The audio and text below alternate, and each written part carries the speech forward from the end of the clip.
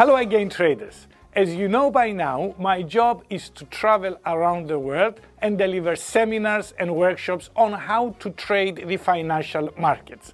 My favorite approach, of course, as a certified technical analyst, is that of technical analysis. What amazes me about technical analysis is that not only it identifies price fluctuations, it spots the very early beginning of trends, but also it deciphers the crowd's sentiment.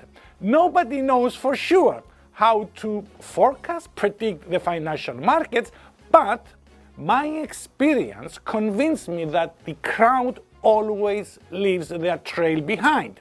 And there are many tools out there to decipher their sentiment. For example, you may choose to use the moving average, a very common technical analysis tool, the momentum oscillator, the stochastics, the relative strength index, or the MACD, moving average, convergence, divergence. Don't worry about these names. I will teach you everything you need to know as we move on.